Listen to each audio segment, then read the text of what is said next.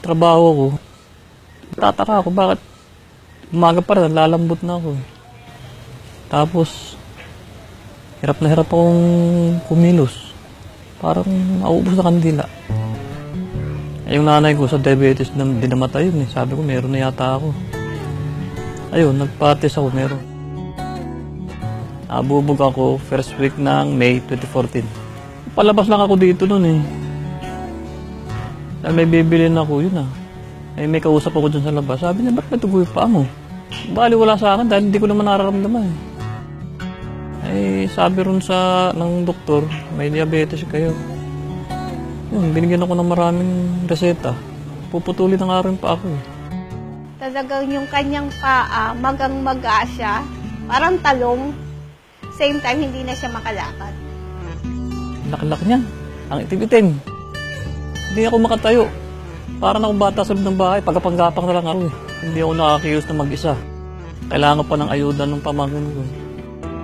Yung asawa niya lang ang pumunta sa akin. Sabi niya, kung pwede bang makatulong sa asawa niya kasi kailangan putulan na daw yung kanyang paa. Pag uwing nila galing ng hospital, nanood sila, tamang-tama, pinapalabas yung sa kaibang lunas. So, sabi niya sa asawa niya, baka pwede mo naman akong bilhan yan, subukan natin. Sabi niya gano'n. Nung unang bote, dahil payat na payat ako eh. Hindi ako makakain. Naramdaman ko parang akong bumabalik na yung gana ko sa pagkain. Saka nakakatulog na pati ako. Yung unang-unang nawala sa akin, yung nilalagnat ako.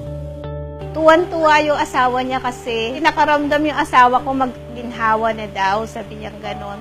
Nung nakatatlong bote pa lang siya, yung manas ng paa niya, nawala na. 3 weeks lang, nawala yung manas niya. Nung pangalawang bote na pag-inom ko ng King's Herbal, yun na. Naramdaman ko na, bumabalik na yung gana ko sa pagkain. Tapos nung pangatlong bote, napansin ko na rin, yung paa ko, unti-unti nang, yung naghihilom yung sugat niya.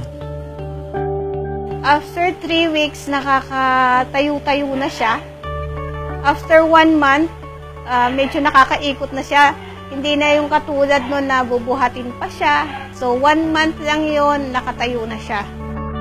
Maganda yung resulta ng pag-inom ng King's Herbal. Ay, malaking ginawa talaga. Malaking ginawa. Napakaganda nangyari sa akin dahil nabigyan pa ako ng pangalawang buhay dahil ang alam ko mamamatay na ako.